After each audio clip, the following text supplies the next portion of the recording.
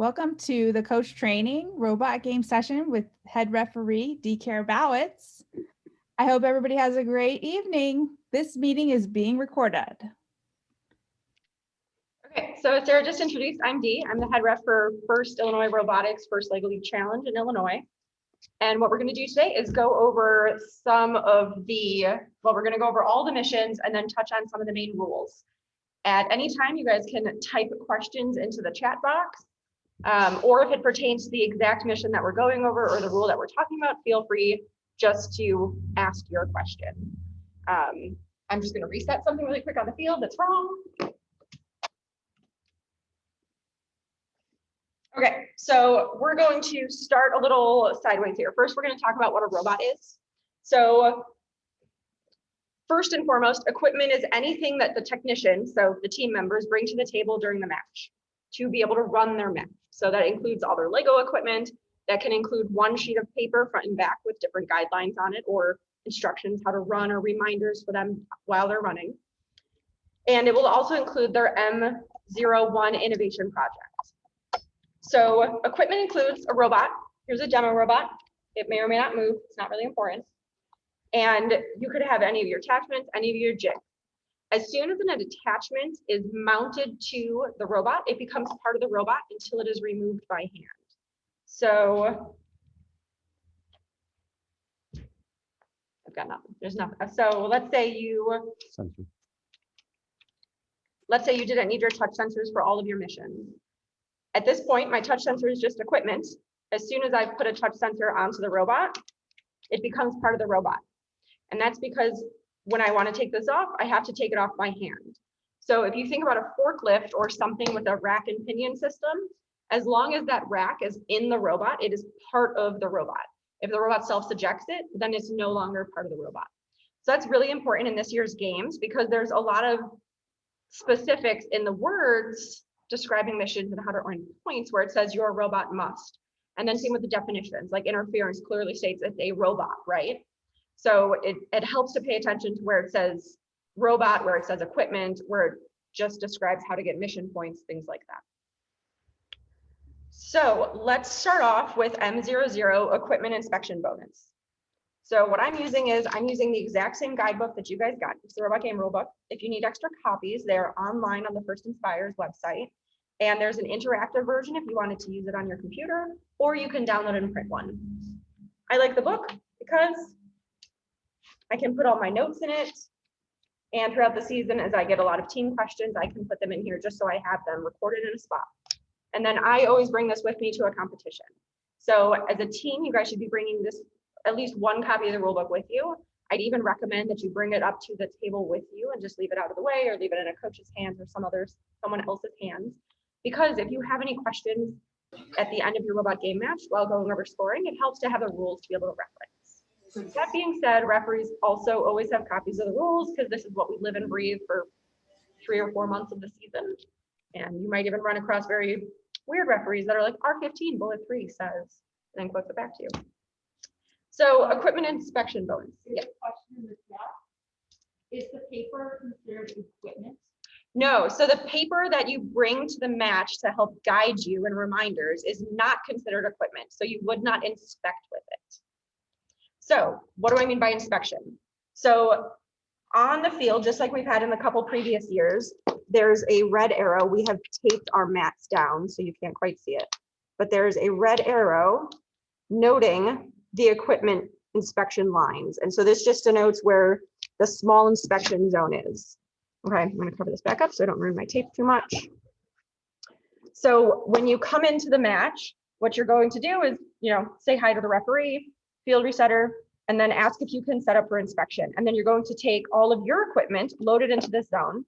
And when you do that, you can take out all of the mission models that start on the field. So you get a bonus point if you can fit all of your equipment into this small inspection zone. So everything less than here. And it has to fit inside of the walls and inside of the mat edge. And it cannot be more than 12 inches tall.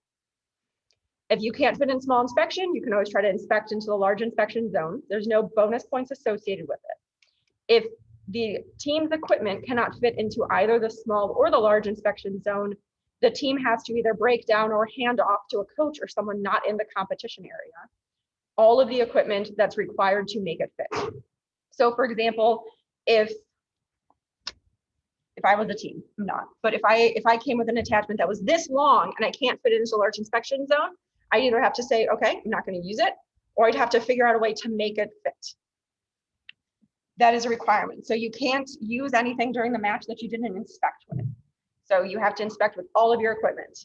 And then once you inspect, you can just lay things out in the home area, organize things as you need to, and then you're able to set up for launch, you're able to calibrate sensors normally, but just sensors, so you can't calibrate motor heights or anything like that. Okay, so that's equipment inspection bonus. Question? Yeah. Will the mats be taped down at tournaments? So it is advised to tape down the mats, but it depends on the tournament coordinator. That being said, typically QTCs notify teams in advance of how things are organized. So whether or not we have 3 or 4 inch table wall heights, or if the mat is taped down. The majority of tournaments tape down mats, and it's state, in-person state will have mats taped down. Okay. If you want to tape down mats yourself, this is just gaffer's tape. You can buy the 1/2 inch wide one from Amazon, or you can cut down the 2 inch wide one that you can buy at pretty much any hardware store. Okay, so moving on to our next mission. It's M01 Innovation Project. You want to define home and launch? You want to define home and launch? Okay, so M01 Innovation Project, if you're following along, it's on page 12 of the Robot Game Rulebook, can be done with the bags of white pieces that came in your field kit, right? But it doesn't have to be. So this year, M01 just has to be made of at least 2 white Lego pieces and has to be at least 4 studs long in at least one direction. So it doesn't say that you have to build it out of the Legos that come in the bag, and you can use the different colors. So as long as you use 2 white Lego pieces and it's at least 4 studs long, you are good to use M01 to try to earn the points for it. To earn points for M01, you would take your innovation project model, and Mr. K, we're going to move down to the cargo connect circle. And the team delivers your M01 so that it is touching any part of the cargo connect circle, right? So if you've never read the rules before, if this is your first year, it's always important to pay close attention, because I am right now touching some part of the cargo connect circle. I am still touching some part of the cargo. Here, I can move this a little bit clearer. There we go. I'm still touching some part of the cargo connect circle, right? If I take a container, I am no longer touching part of the cargo connect circle. So I wouldn't get points for M01 in this case because I'm not touching part of the circle. You did something like this, you'd get points for it because you're touching part of it, right? So it doesn't say it has to be completely in this case. So just as you read the rules, make sure to pay attention to words like that since they're really important. Okay. So still touching. So I'd get points for that. Now it's worth 20 points. All right. So the next mission is M02 unused capacity. So I had a ton of questions this year and they're like, is M02 in the right spot? Can you really load this by hand? And yes, it is in the right spot. And yes, you can load it by hand. The goal of M02 is not that a robot loads the container. Let's be very clear. That would be very hard. So M02 starts just north of the launch area, and you want door up. Container should be empty, and it should be lined up. So the hinge should face the home area. And to get points for this, there are 2 options. One, the container can be partially full of content. Not like that. Like that. So the container is partially full and closed. And so we'd get the partial points, which is 20, or we could have it completely full of the contents. The contents are the 2 orange Technic beams, 3 2x4Ls, and 1 number 3 Technic beam. They do fit in a couple different orders. So what I want to show you though, is that it is a requirement that this container be completely closed, right? So the container is not completely closed, right? So in this case, we wouldn't get any points for it, even though our container is partially full. So you want to make sure that the lid is making contact and flush to the rest of the container. Like now we're completely closed. So now we could get points for this. Okay. Now the unused capacity, once it's either partially or completely full, can be scored anywhere on the field or even off the field. So it can be put back out on the field. It can be delivered as a container as part of M14 or sorry, M15 or M16. It could be left in home. If it gets taken away by the referee, it would still count if it was taken away by the referee. So you can have this wherever you want and still get the point for it. Were there questions on M02? No, there's something about, Oh, yeah, we can go back to the inspection the question. question was, we were not allowed to calibrate their gyro sensors before starting. Yes, Is that legal this year? yes. So they opened it up. So now I believe it's in the definition of launch or just before the definition of launch.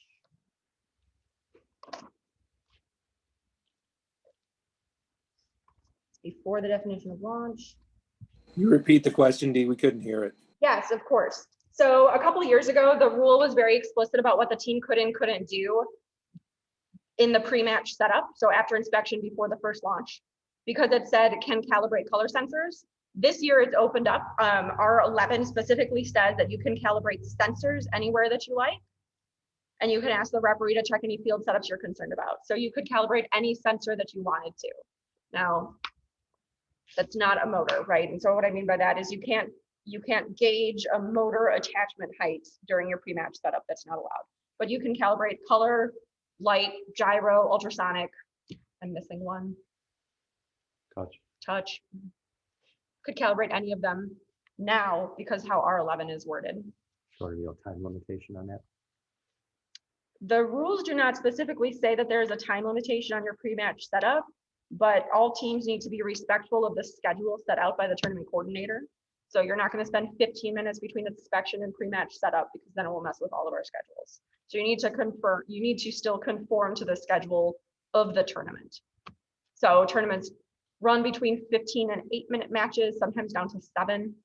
So you just have to be mindful of that. I would recommend practicing many times in advance to make sure that you can fit into inspection easy and that you can set up for launch and or calibrate or organize your home area decently fast to help us all keep on track.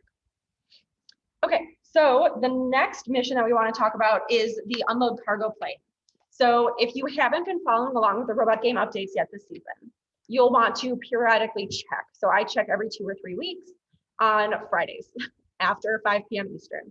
Because that's typically when they're posted by. So robot game updates are updates put out by First Headquarters and Lego Education partnered together about clarifying things on the robot game specifically. So we've already had a clarification on the unused or the unload cargo plane, just with the mission model fatigue with the black pins. Some of the cargo planes doors lower by accident and just by themselves over time if you load the cargo in. Okay, so by that I mean if your cargo plane does this and this is its happy resting state. If you want to fix this, it's relatively easy. I can post some pictures on how to fix it to the First Children Robotics First Lego League Challenge Facebook page. You just have to swap out the black pins down at the bottom and then you can fix it up. Okay, so I want to be really clear as we talk about this. The container fits in the back of the cargo plane either way, but the mission model setup has it the taller side being in so that you have some space in there. And then it should be roughly centered. You can practice with it either way. The referee quick document for setting up the field and checking the field setup right will have it all oriented that way. So tournament should be lining up that way. All right, so unloading the cargo plane. How do you get points? So 2 different options for points on this one. One, the door is completely lowered so that the widest part of the yellow bar is touching the black frame. So that's the axle connector here is touching the black frame. This one springs up a little bit. So even though I could push this down, I'm looking at less than 1 millimeter, you'd still get points for this. But if something like this, where we're off by 1/4 of an inch, we are not touching the black frame. And so we wouldn't get points for this. The other part of unload cargo plane is that the container has come completely outside of the tail of the plane. And if you go at a relatively normal speed, it will come out the front. If you haven't played with this model enough, you can get it just to ooze out the back, which would still count. It doesn't matter which side it comes out. This does not have to be in a circle to be able to score. It just has to be completely separate from the plane. So if the cargo container ends up touching the black frame, it's not separate. Or if it ends up resting on the door, which I managed to do earlier this evening, I got it to land perfectly. This would not count for unloading the container since it's not separate from the plane. Okay. Are there any questions on the plane? There was a question about the unused capacity. Mhm. Where is that model supposed to go? Does it go anywhere on the field? For points? Yeah. Or for points, it can be anywhere. On the field, not on the field. So by on the field, it can be in the home area, it can be in the launch area, it could be in a circle somewhere, it could be delivered onto a transportation method, part of M15, it can be floating anywhere. But it starts on the. But it starts on the field. So it gets points as long as it's partially or completely loaded and the lid is completely closed. Okay. All right. So moving on. So let's talk about M04 transportation journey. We are at the top of page 14. So transportation journey is an adorable airplane and a really cute truck. So make sure that you line up your truck right. The circle marks on the field correspond to the biscuits on top of the truck. So the truck should be driving forwards, not backwards. Same for the plane. So to get points for this, they are independently scored, but you get a bonus if you do both of them. So to get points for the truck has to cross the blue line completely and be on the mat. So if we are here, we have not completely crossed the blue line, so it doesn't count. The blue lines as part of M04 extend all the way up and all the way down. So if we're over here, we still count. If we're over here, we still count. If we're over here, we still count. If we're in home, if we're in launch, we still count. As long as we've passed the blue line. It does not have to be upright, right? It just has to be on the mat. Okay. There's a good thing too, if you've done this a bunch of years, referees and teams and coaches, you'll notice that there's no method restrictions in this year's game. So even though there's this really awesome yellow bar that you can hit to eject the truck, it doesn't mean that you have to. So same rules apply for the plane. The plane has to have crossed its blue line. You'll notice that its blue line does not intersect with the launch area. And be careful of the tail, so make sure that you hit it hard enough if you're hitting it. In this case, our airplane wouldn't score because the tail hasn't crossed the line completely. So now we've scored like the truck. It can be upside down. Anyway, it can be anywhere, as long as it is on the mat and completely cross the line. If you do both of them, then you get an extra 10 points bonus. All right, so since we're over here still, we're going to talk about the engine switch. And had a couple set of questions about the engine switch so far. So yes, the yellow handle starts facing the north wall. So it starts gray side up, and then you want to be able to flip it to the blue. The funky scoring condition where it's perfectly resting on blue is only achievable without the dual lock in place, but you can get some really weird, like this doesn't count. To get points for flipping the engine, you switch the engine from diesel to electric. So the yellow bar rests all the way down south. And just like the last mission, there's no method restrictions. So you can flip this however you want.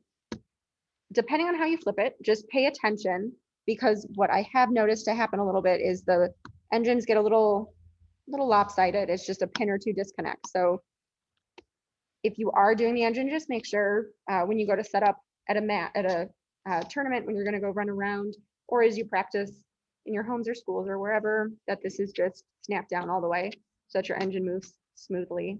You can tell if it's not snapped down because the yellow bar isn't parallel to the field. So it goes a little crooked and it looks weird from home.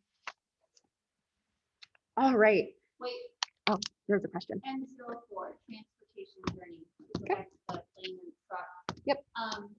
So just to clarify, question, there is no need to push the launcher, Correct. and then follow up. can I pick up the truck or the plane? And by that, I mean the robot. Yes. and not you. And not a child, yes. Yep, so there's no requirement that you have to hit the launcher, right? So any way that the team wants to do it, the team is able to do it. And just to get points for it, just moved past the blue line. And remember, it's scored at the end of the match. And so what I mean by this, the truck's a really good example, so I'll just use the truck. Let's say a team wanted to come out and pick it up, they could bring it back into home. Because of where this blue line is, it counts if it's in launch, right? So even though if it was off the mat, it has to be on the mat at the end of the match to score and pass the blue line. So the team can really kind of do what they want with it, as long as it meets the scoring conditions at the end of the match. All right, okay, now on to possibly one of my most favorite missions the last 10 years. So M06, accident avoidance, is an end game mission model. So it's this guy. You want the yellow, golden, yellow panel should be facing the cargo ship. So yellow facing yellow. And there's a blue line here, okay? And the blue line is not stated to extend towards the ends of the mat. So even though with M04, I said the blue line extends, only for M04 blue lines do those extend. This one does not extend. So blue line is only from here to the edge of the mat. Okay, now what is M06? Like I mentioned, M06 is an end game condition. So if your robot is parked over the blue accident avoidance line at the end of the match, and then you get points for the yellow panels state as long as you meet the general requirements outlined in blue. So step by step. So I'm now parked over the blue line. Part of my robot extends, right? You can be more over the blue line. I'm not quite sure if this robot can do it. Make it weird. Okay. So if the yellow plate is not knocked down, it's 20 points. If the robot knocks down the yellow plate, then it's 30 points. But if the black frame is knocked down, it's no points for this at all. So you want to be careful to only go so far. And this is a mission of accuracy and reliability here to make sure that you stop just where you need to stop. Are there any questions on M06? It's fun if you want to spend 10 minutes of a meeting breaking down all the different ways to do this. It's a pretty cool mission to talk about. Zoom. Okay, so if there's no questions on M06, let us move down to unload cargo ship.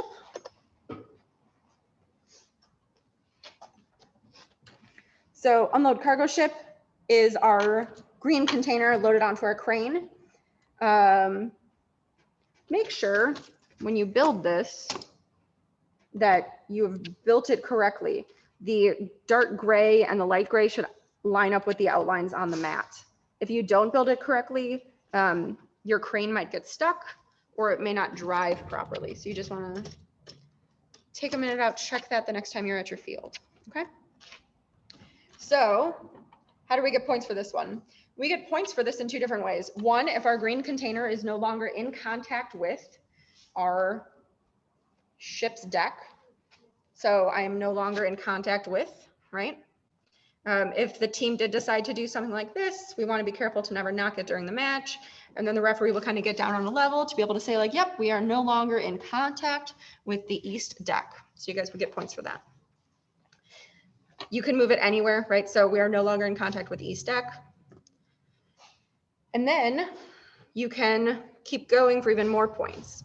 As soon as we have gotten past this edge, this golden plate edge of the east deck, we get extra 10 points because our container is past that. So it's the container, not the whole crane, right? So our crane is big in comparison. So it is just the 3 wide Technic beam body of the container that we're looking for points here for, okay?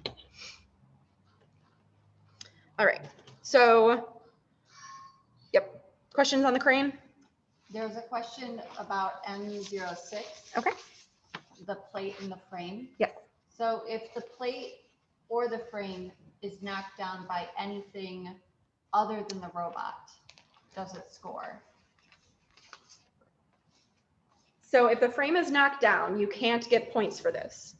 The black frame. The black frame. So if the frame's knocked down, you can't get points for this no matter what. Okay?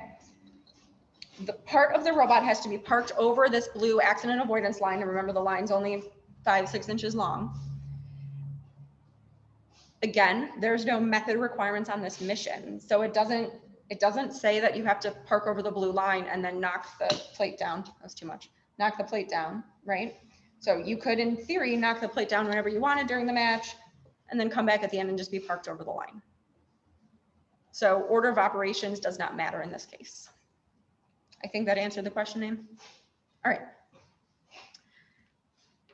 Okay. Okay, question about M07.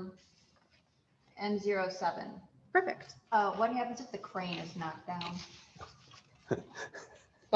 Okay, so let's talk about model damage really quick. The only way to knock down the crane is by taking it out, and that is totally allowed. Okay? If the crane is knocked down, I'm not going to do it because I don't want to break my field. If you've somehow managed to rip the crane out of here, as soon as you damage this model, so separating Legos, separating the dual lock, then you don't get the points for it. But you're allowed to, like that, I mean, you'd get points for not being on this, but you wouldn't get points for being east of the deck. So like maybe there, you can do that. It's not a big deal. I mean, super impressive if you can, but not necessary. Yep, and so for reference, that field damage rule about separating Legos and dual lock is R21 field damage. And as a referee, I really appreciate how they rephrased field damage this year. All righty. So I hadn't paid attention to this before. This is really nice. The missions move clockwise around the table. That's cool. All right, so up next is the airdrop mission. This is the joint mission. Actually, we're gonna trade places and I'm gonna cut right across. This is the joint mission on this year's field. You have one helicopter on your far side of the field, the opposing team's helicopters over your home area. Now, we can all like be disappointed, sigh loudly and be sad. They did just come out with, I think it's update number 8 that says you can't remove the cargo by hand. Aw. Anyways, so to do this, all that you have to do is get the food package out of your helicopter. Again, it doesn't say how. For ease of me not hurting my helicopter, I'm going to move my yellow 3x6 L assembly. So when you drop the food package, it will drop into the opposing team's home. You get points for that. You can coordinate it with the other team. So if they can do it, then they get points for that. And then you both get points for it if you both deliver them, if you've both separated them. You can get more points if you decide to deliver this to your cargo connect circle. Did I make it in? So I'm not completely in, so now I'm completely in. I get points in this case. Okay, I can make it more fun. I'm completely in. So we get some extra points there. I think it's 10 extra points if you deliver the one that's dropped into your home area into your cargo connect circle. I want to be clear, you are allowed to talk to the other team about the airdrop. You can communicate that with them. You can talk to them while you guys are waiting to queue up to your field. Someone could socially distance and adhering to the facility guidelines, go talk to a team member on that over there to, just say like, hey guys, we're going to do airdrop, or hey, do you guys do airdrop? Things like that. You're allowed to talk to them. You're also just allowed to shout at each other across the field. So that's cool too. It's collaboration. Okay, moving on to our train tracks. So I would like to talk about a field setup thing really quick with train tracks. Can you get in like right here? Sure. So when you dual lock your train tracks, the dual lock that goes down on the part where this thing flips down is not flush with this Technic beam. It's offset. So you can see it over here. It's offset by about 1/8 of an inch. That's just to make sure that this sits all the way flush. If that doesn't sit down right, the train's not always smooth, so the train car can't always go over it. So just check that one. When you set this up, it is easiest to set up part of the tracks lower the frame, and then set up the other track so that you can properly lower it and raise it. When I walked in one weekend, this field was set up in such a way that I couldn't actually lower the train tracks. It would get stuck right about there, which helps no trains. All right, so there's two parts to this mission. This whole thing is defined as the train, guys, just so we're all clear. So the two parts of this mission are that you can lower the broken section so you can replace this and repair it so you get points. You can also move the train cars so that they are latched. Now, these are independent. You don't have to do both to score. You can do one or the other. You can do them in whichever order you want, or whichever order your team finds easier to achieve. The train only gets the train cars only get points for being latched if the latch is within the latching volume of the train. So what I'm telling referees to test is that they should be able to pull back on the train and it should stay, right? So there's some middle positions where, I'm not actually latched here. Now I'm latched because I can't come back. All right. Quick question about this. If the track is up and the train is through, what happens? Nothing. Nothing. I mean, you get points. You're totally allowed to do that. I mean, you'd still get points for the train being at its destination latched, but you can't repair the track in this case. But you can do it in either order. You don't have to do both.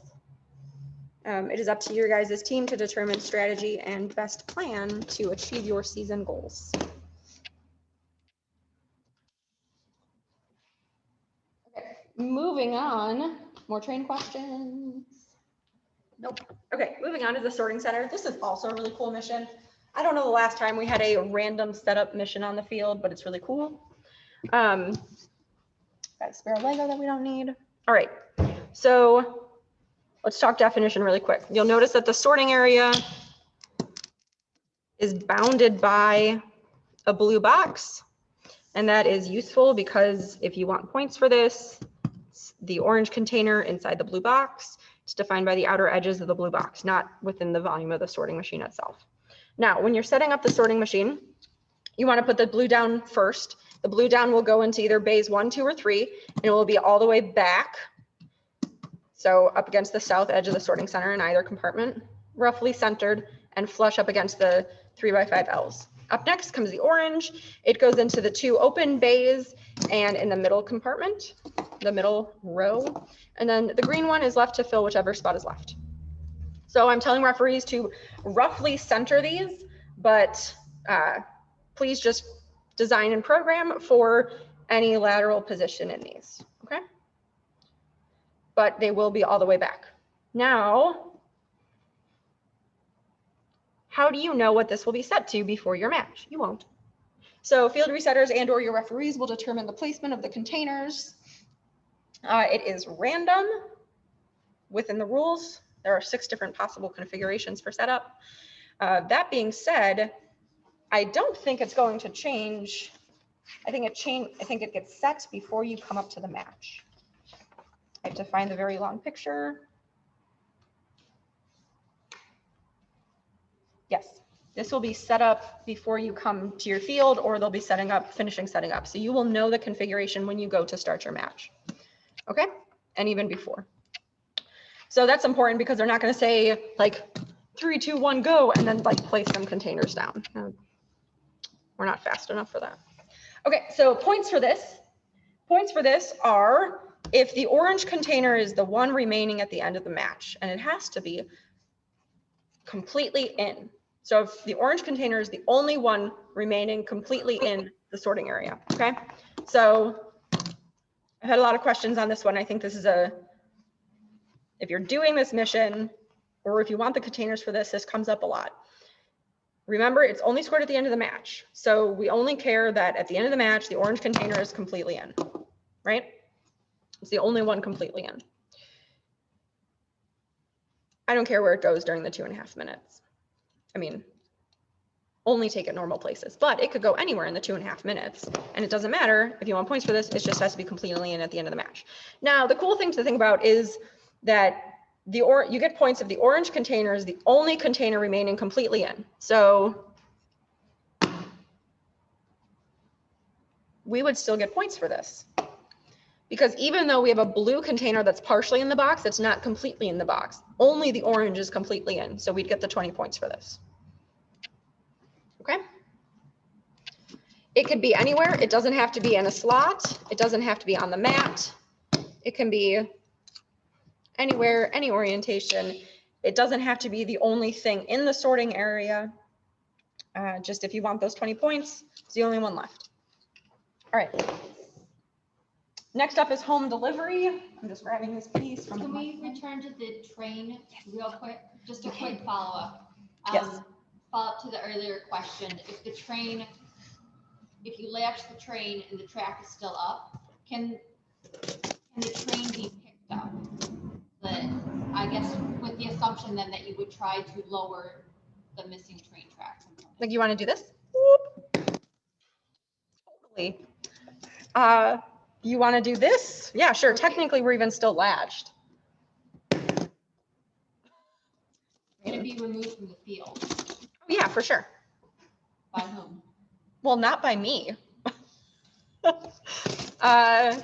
So yes, it can be removed from the field. No, it doesn't have to be here at the end of the match.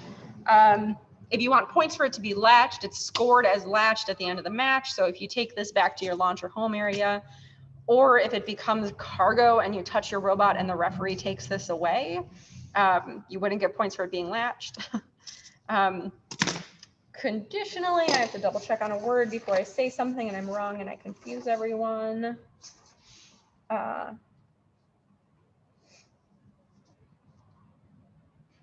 Yeah, this could be anywhere. We'll talk more about this when we get to M15.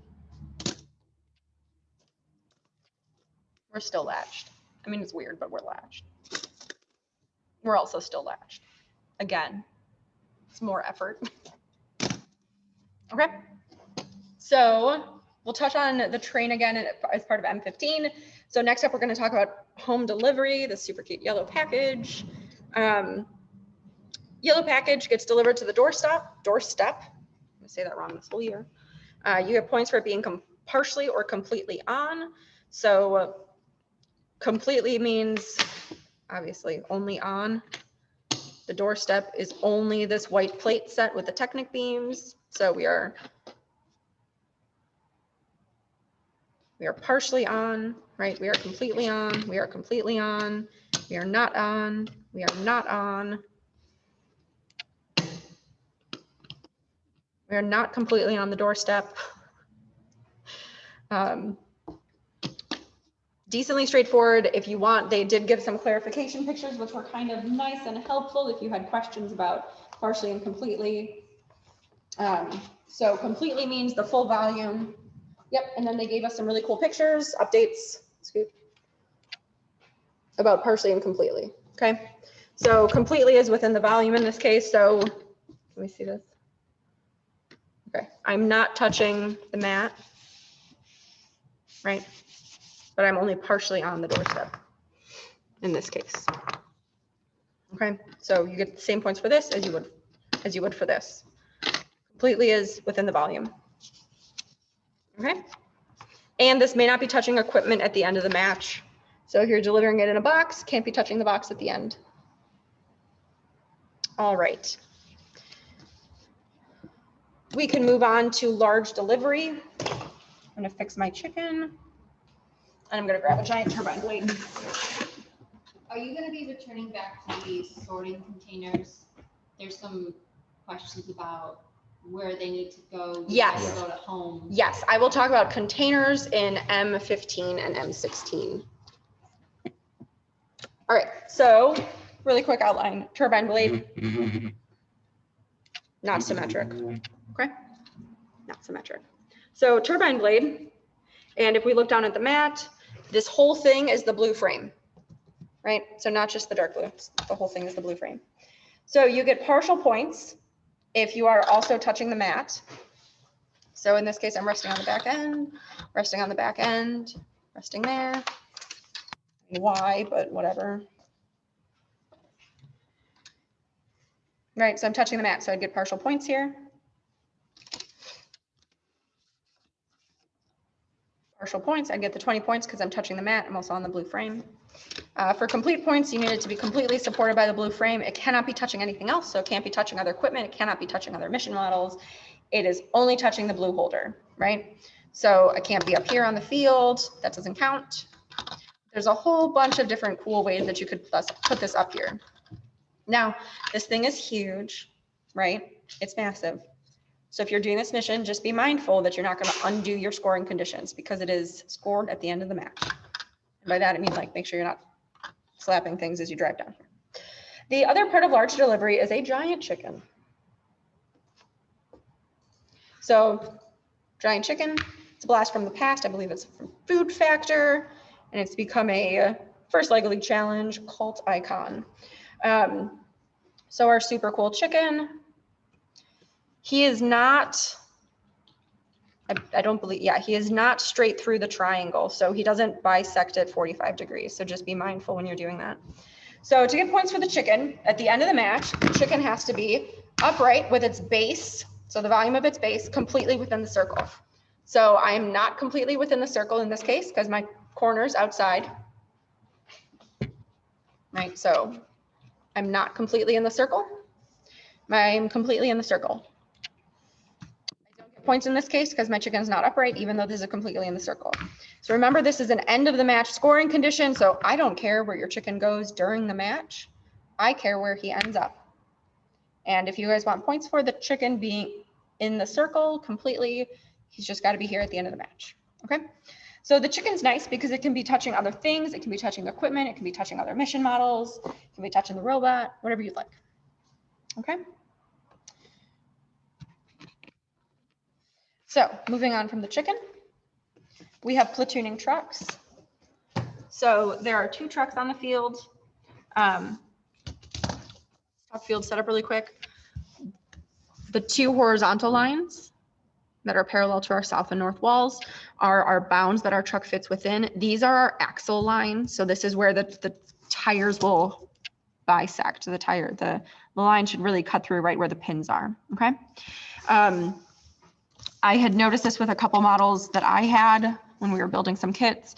A couple of our pins were fatigued. So whenever you'd pull on this, it would snap right out. And the way that we fixed that was just replacing the blue pin. So this should be, I mean, you can't tell how hard I'm pulling. That was too hard. It should be relatively sturdy in there. So you should be able to drive forward, latch it, and then back up without it coming out. So just if you're playing with this model a lot, because it is a lot of fun, just occasionally check on that to make sure that you're still doing okay. All right, so platooning trucks. You get points for a couple different scenarios here. So you get that bonus again if you do both of the scoring conditions. So you get points if they're latched together. The second truck starts in the home area at the beginning of the match. So you can do whatever you want with it. Trucks do not have to be on the mat, but they have to be latched together and outside of the home area to score. And remember that once you launch, home includes the launch quarter circle. So at the end of the match, if they're here, they do not score. They have to be completely outside of home. So still don't score until we cross that line, okay? They could be wherever you want on the field though, as long as they're outside of the home area. You also get points if a truck is latched to the bridge. You don't have to latch trucks together to be able to get points for the truck latching. So in case you're wondering what latched is, because we did talk about that with the train, latched is as soon as the number 2 axle is completely inside of the volume of our tube, right? So it falls, all right? The trick is if you pull back on the truck and you can unlatch it, it does not score. Now, I will warn you, I've been watching a whole bunch of teams slam this thing forward and hope it gets latched. If you want to rely on that strategy, that is 100% up to your team. I have noticed that some trucks hit this just right and they don't bounce off right. So they'll be latched, but they don't cause the bridge to fall. If you do both those things, latching to the bridge and latching the trucks together, then you get an additional 10 points. So the platooning trucks is a possible 30 points. So while we're here anyways, let's talk about the bridge. So I really like bridge this year because the bridge halves are scored independently. This is M14. So you get 10 points per side if the sides are lowered so that they're resting on this center platform.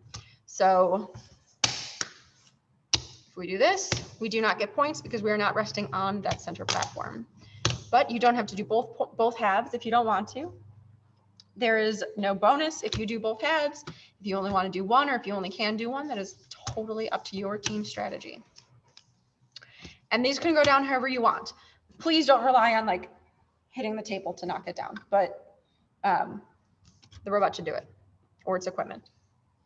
Okay, let's leave that scored. Let's unbreak my whatever model. Alrighty, now the cool ones. Now, not quite as awesome as trying to figure out how blocks work, building units work. So let's talk about containers in general. There's a whole bunch of containers on the field. I think I got them all. I'm gonna leave the one that's on the crane, but it is a container. So you start with 3 gray containers in home. You have 1 in the back of the unload cargo plane. You have 3 colored containers in the sorting center, and you have your unused capacity container just right outside of your home area, just north of your launch area. So all of these are containers. Now, really quick,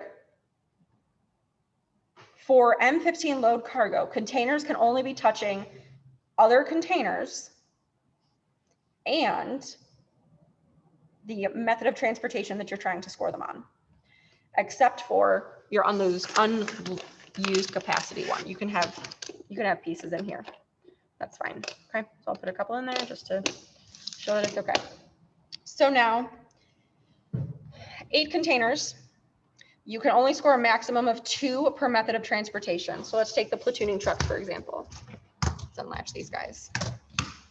So it's $10 each, or not $10 each. That's weird. I'm not paying you for this. Right. Okay. So if there's containers on and touching only the platooning trucks, so we're good.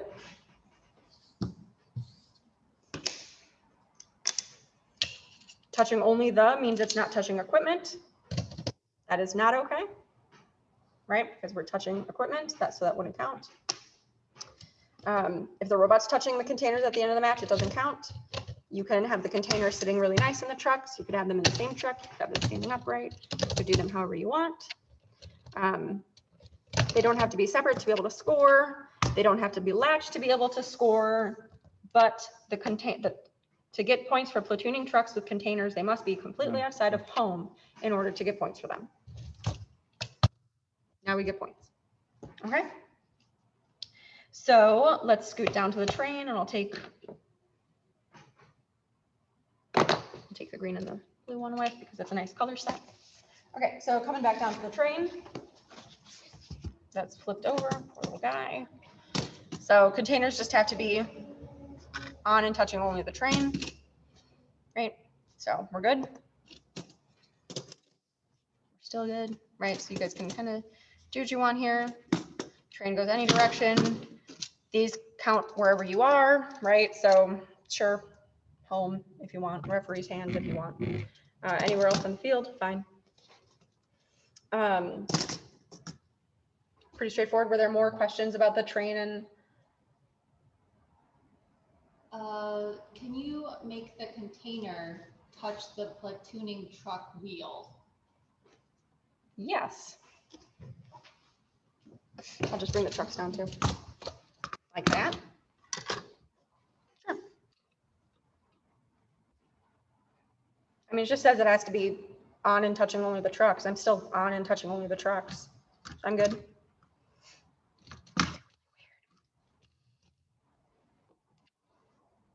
I mean, but why? But you know, you could. All right. So it can't touch the wheel and also be on the mat. Correct. If it is touching the mat, it doesn't count. So this wouldn't score.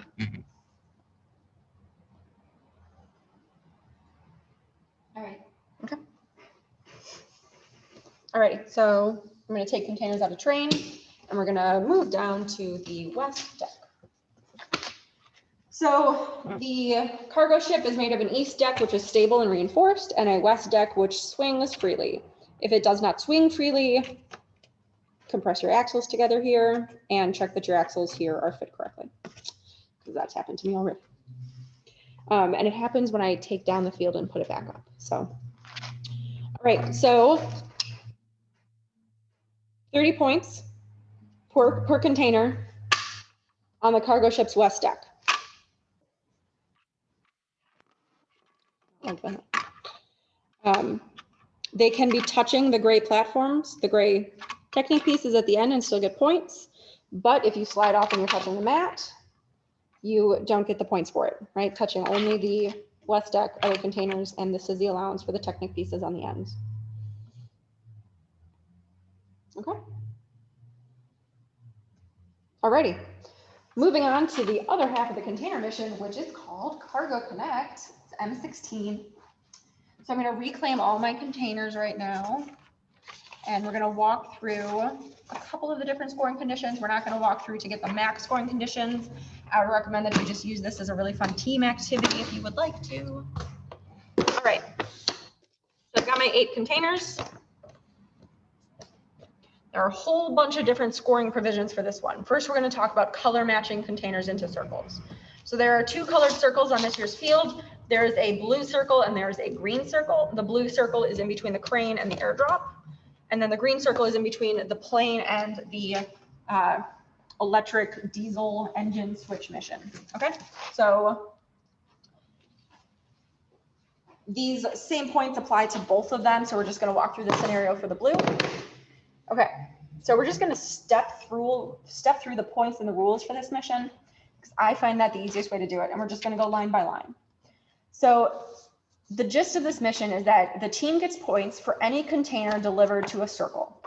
They get extra points if it's color match, and they get extra points if the circle now has a container in it. So I will explain. Blue container, we can get color match points if we are completely inside of the blue circle. So if you're following around, it's M16, Cargo Connect. So if there are containers in any circle, it's 5 points per container if it's partially in, and 10 points per container if it is completely in. So we have a container now that is completely in our circle. So that would be 10 points for the first bullet of M16. This would be partially in, right? Reminder, it says in any circle. It doesn't say it has to be on the mat in the circle. So it could be on other stuff, doing other things, right? It doesn't have to be on the mat. But in is the volume, so the outside of the circle all the way up. Okay, so 10 points we are completely in right now. Now the second bullet point, if the blue not hinged container is completely in the blue circle, we get an extra 20 points. So now we're at 30 points for this blue container in this blue circle. This isn't a lime green container, so we can skip the third bullet point. And the fourth bullet point is, if there are any circles with at least one container completely in them, 10 points per each circle. So we now have a circle with a container completely in it. So we get 10 more points. So color matching a blue container completely inside of the blue circle is 40 points. That same points applies to our green container down in our green circle. Now, if this blue container was only partially in our blue circle, we get 5 points for the container being partially in the circle. We get 20 points for it being, no, we don't get 20 points because it's not completely in the blue circle. And then we don't get the extra points at the end for the container being, for the circle having one container completely in them. Okay, that was confusing when I said that. So let me say that again. So walking down our 4 bullet points of M16, we get 5 points because we are a container partially in a circle. We are not completely in the circle, so we do not get the blue color match points. We're not lime green. And this circle does not have at least one container completely in it, so we don't get the extra points. So this is 5 points. That is 40 points. Same with the green container down by the green area. Not going to walk us through that because we don't need to. But if you deliver the blue to the color match blue circle completely in, and you deliver green to the color match green circle completely in, that is 80 points for 2 containers. All right, so now let's look at other circles. Me walking through that does not mean that you have to deliver the blue and green containers to the color match circle. You can use them at any point for delivering them to circles. So I'm actually going to reclaim the green circle, the green container, and we're going to use that as an example. So because I'm standing here, I'm going to actually use the chicken circle because the chicken is in a circle too. So let's talk about other containers delivered to this area. So we can deliver as many containers as we want. Touching the mat, not touching the mat, with a chicken on top, not with a chicken on top. Just line them all up, push them all out. Whatever we get in, we get in. Okay, right? So let's break down this situation here, whatever the heck I just did. Alrighty, so first up, let's count how many of these containers are completely or partially in. So this green one is partially in, and this blue hinged container is partially in. So that means I have 5 containers completely in. So this would be 50 points for the first bullet point, and then 5 points each for the side one. So I now have 60 points for this circle. None of these are color matched, being in this circle. So that's no extra points for color matching. And I now have a circle that has at least 1 container completely in it. So I'm now looking at 70 points for this circle delivery right here. Okay. So there's a bunch of circles. I believe there's 6 on the field. There are 6 on the field.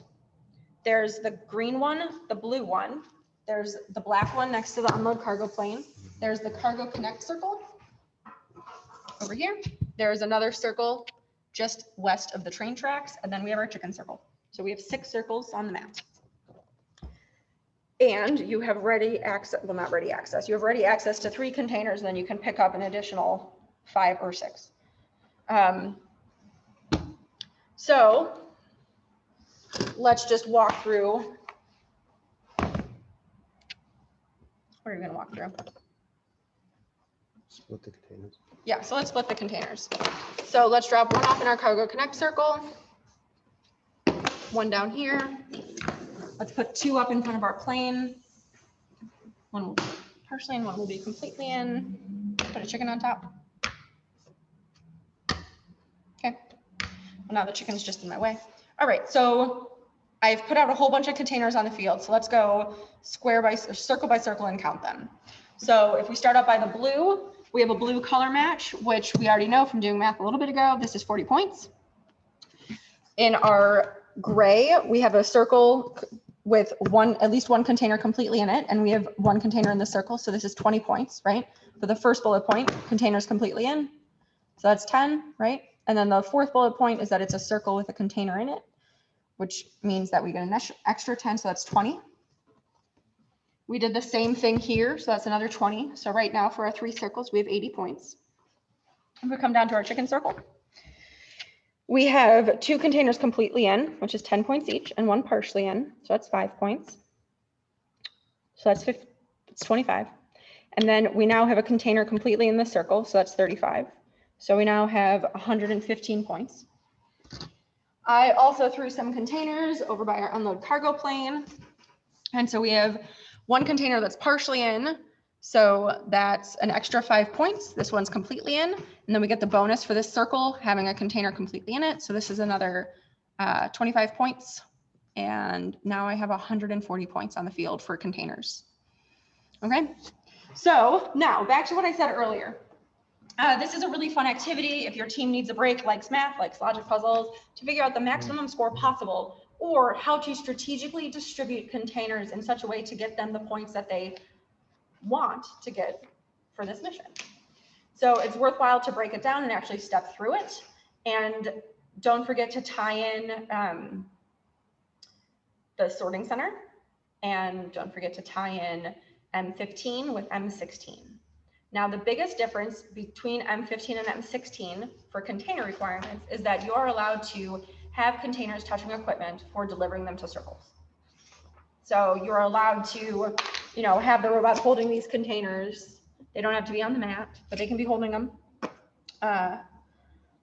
They could be touching the chicken. That's why I jokingly kept putting the chicken out here.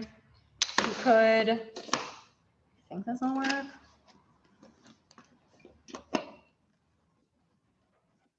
That's allowed, right? So maybe makes it easier to deliver it to a circle if you want to. But well, at least, okay, I found it enjoyable to walk through all the different container options to figure out what was happening and to figure out the max possible points for it. If you've done that and you'd like to run it by me, you can always email me and I'll walk through it. All right, were there more mission questions or can I There were some mission questions. mosey on? Okay. I think this one you answered. For the gray containers, if it is completely in the circle, do teams still get the extra 10 points? Yes. Okay, and then the next question has to do with the color match. Okay. Do gray containers consider to be matching with black circles? No, they don't, because the rules explicitly state the green the green container and the green circle, or the blue not hinged container and the blue circle. So gray is not even mentioned. It's just a valid container color. All right. Here's another question. Can the cargo be vertically stacked and put on the circle, in the circle? You mean like this? Well, and they might have been also talking when you use that white piece to attach them together. Oh, well, my right piece isn't long enough to do that, but yes. So vertical stacking is okay, or if four of them are This all is gonna touching the end mat. poorly for me. No, they don't have to be touching the mat to be able to get points for this. That's weird. Legos don't go together like that. Not a technique. Yeah, that's fine.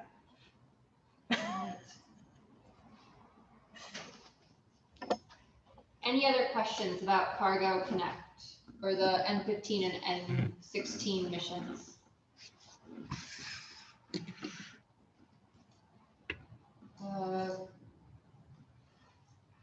Stack. Okay, so it's a clarification about that last one about the vertical stacking.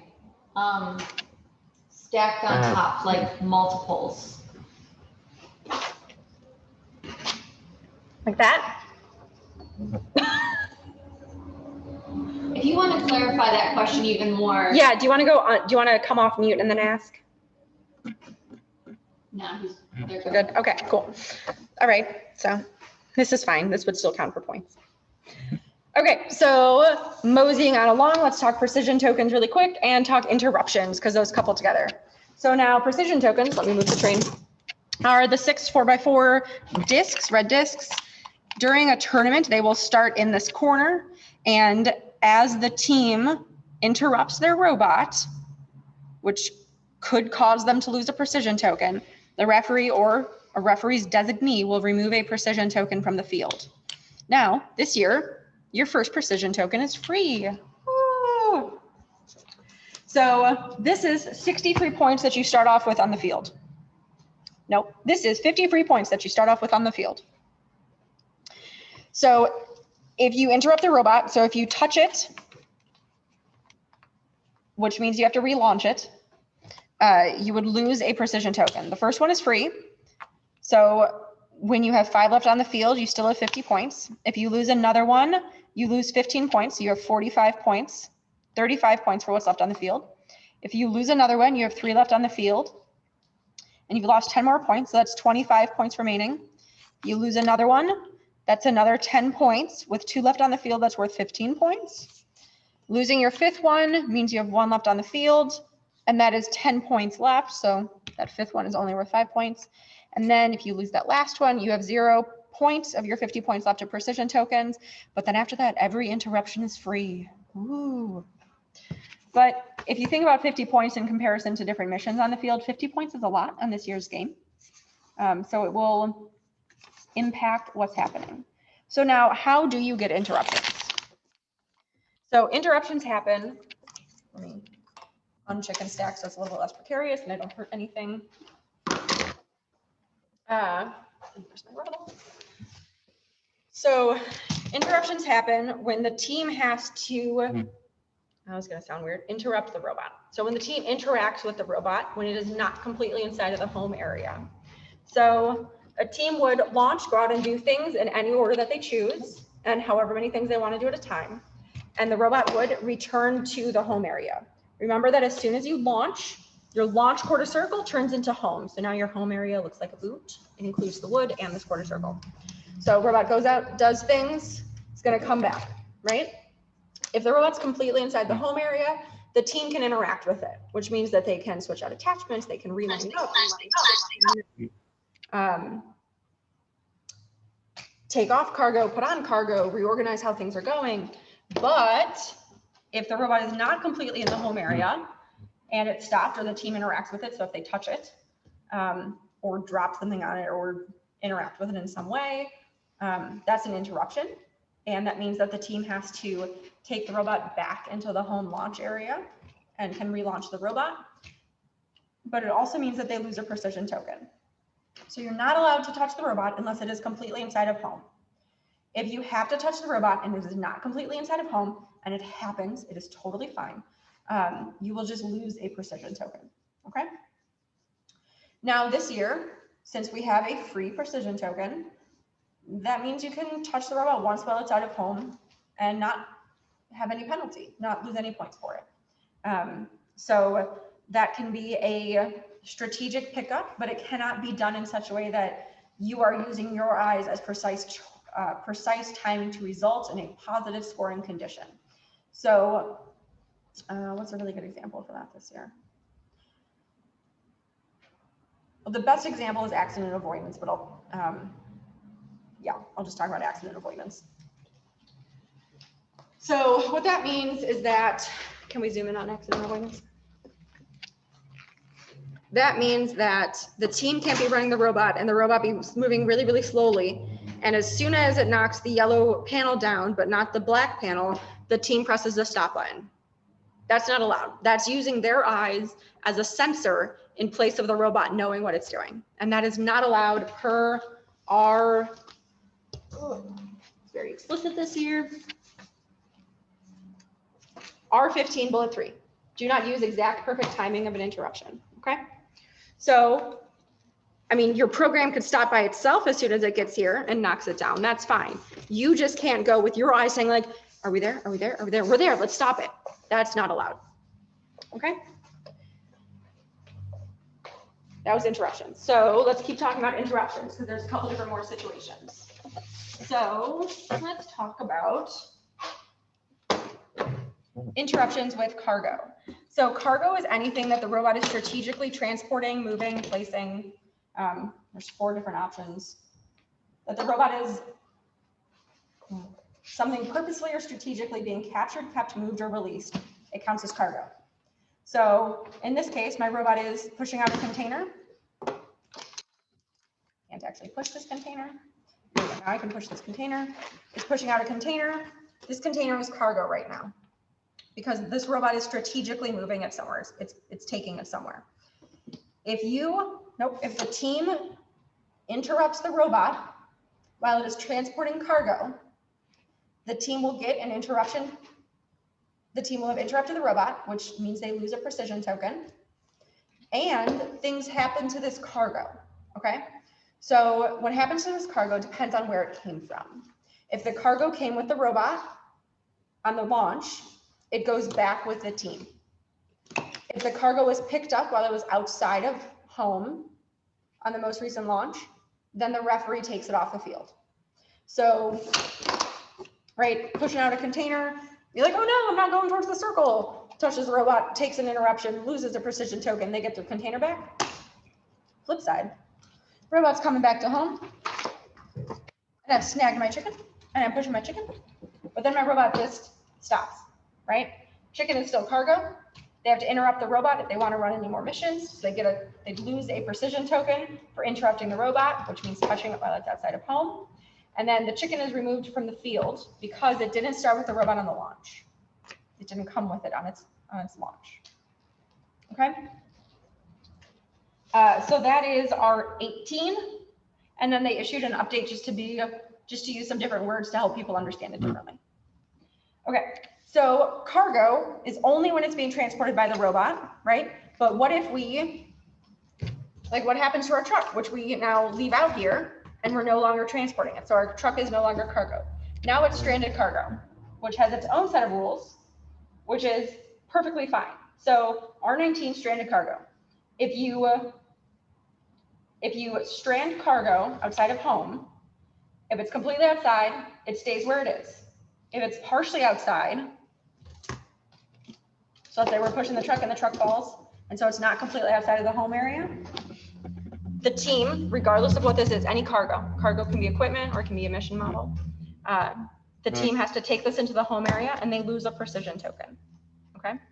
So if our robot's coming back, leaves the truck here, and then our robot gets stuck here, this truck has to be taken into home and you lose a precision token. If you want to keep running missions with your robot, you'd have to lose another precision token for your robot and take it into home. Okay? Now, what happens if our cargo is stranded completely inside of home? Perfect, it's yours now. You can do what you want with it, right? That's very similar to our unused capacity. Our robot pushes our cargo bin into home, and now it's yours to do whatever you want with it. Okay, Mr. K, you had a question? What if the cargo and the robot are stranded across the launch? Well, so that's fine. So so Mr. K's question was, what happens if the robot and its cargo are stranded across the line? So in this case, our truck is still cargo to our robot. Mm-hmm. And so depends where the truck comes from. You'd get a precision token loss if you want to be able to run more with your robot. Because this isn't stranded, you're not forced to lose a precision token for it. If this didn't come with it on its recent launch, the referee takes it. But if the robot had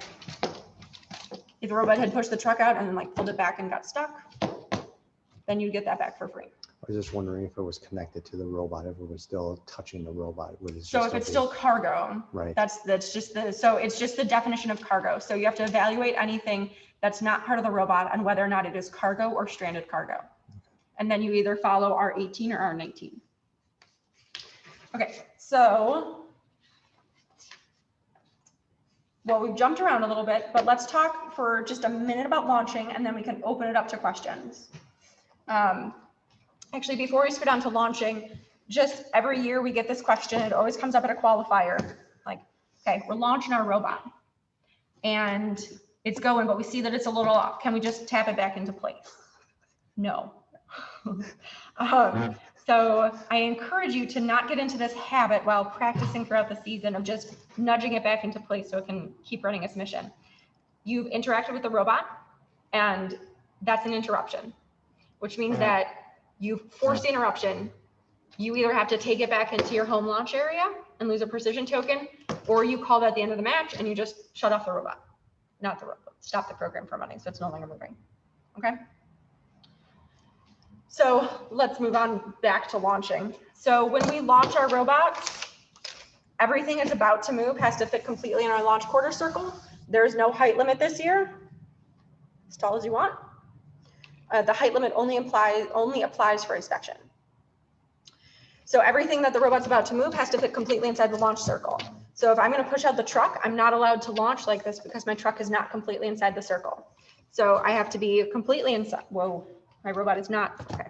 So this robot's too big to fit with the truck like this, okay? Now, if you've thought about this and you're like, oh gosh darn, that turbine blade is huge. It is huge, but it does fit in the quarter circle, right? I mean, it definitely fits in like this, but, okay? So everything is about to move. So that means that you can still have a jig. Your jig can, I think I've actually just got a massive jig right here. Someone else has built this for me.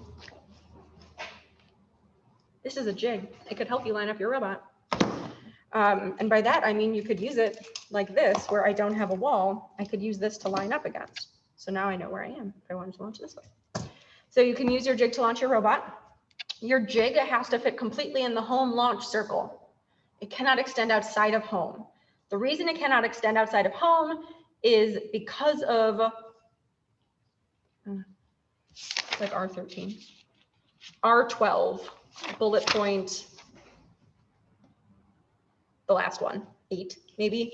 You cannot, so you as a human, as a technician, cannot strategically send or extend things even partially outside of home. So you're not allowed to do this.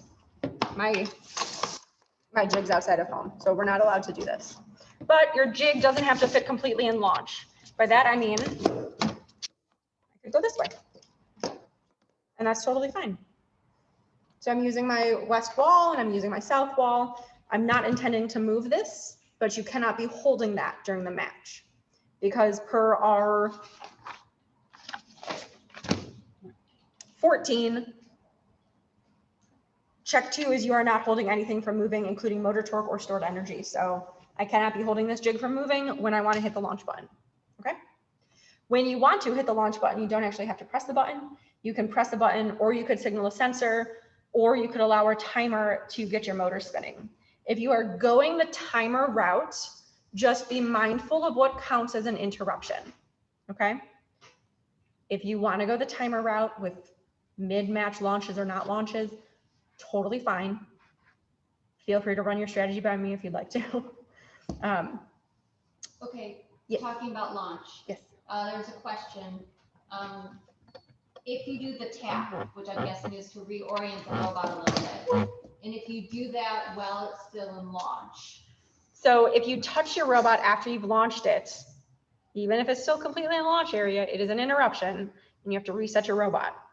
If your robot is completely inside the launch area or the home area and you've done that, then you do not lose a precision token. But you are not allowed to be like, I'm gonna use one hand to drive and one hand to tap. You can't be like, boop, driving, oh no, he's going off, and then tap him back into place. That's still an interruption. Once you launch him, so once you press a button, signal a sensor, allow a timer, it is launched, and any interaction that you have with that robot will now be an interruption. I'm just grabbing my water really quick. Okay, and then I think this is going back to the idea of cargo and stranded cargo. But the person who asked this, feel free to correct us if we're wrong. If the cargo, for the cargo, if it isn't in the circle all the way, and we push the cargo in, would we lose a precision token? Okay, whoever asked that, just want to be clear. Cargo, not completely in the circle. I assume you mean quarter circle, completely in the circle, right? You won't ever, and then if you strand it here, you're totally fine. Your robot could go do other stuff and be awesome doing its thing. You're allowed to interact with this because it's in home. So you've stranded it completely in home. So you meet the,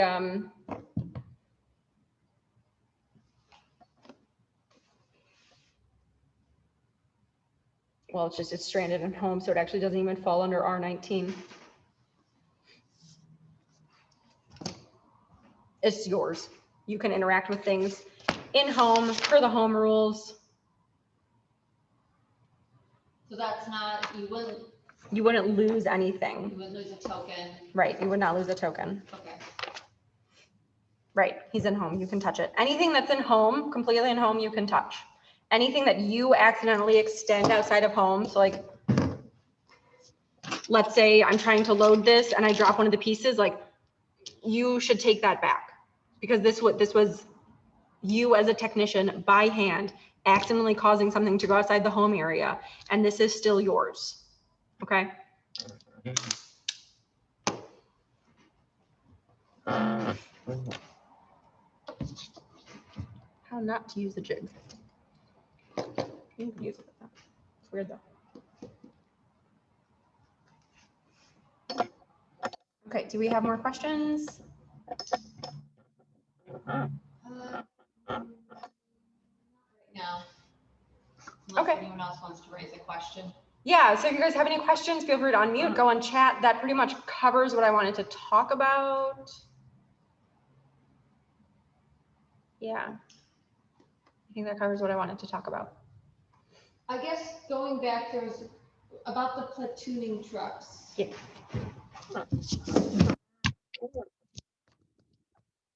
So the original setup, does the robot do all the pushing, or can a technician do a push? So you as a technician are not allowed to interact with things outside of home. So you can set up, okay, pretend that my robot fits into the launch area like this.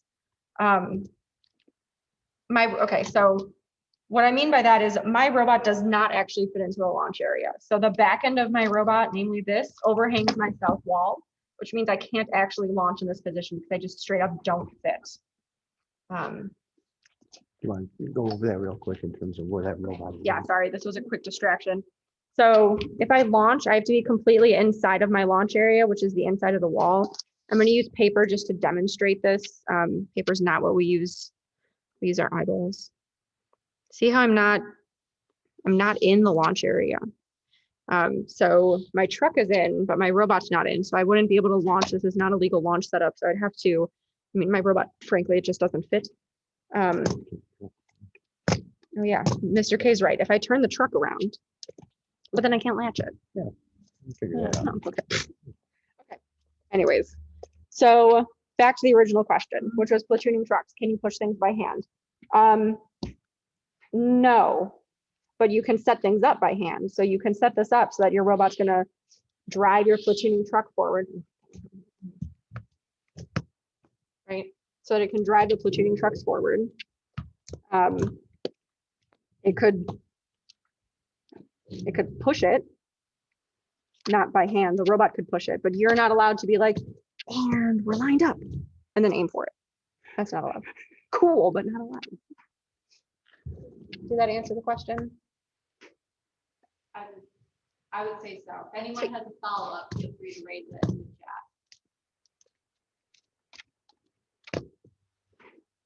chat.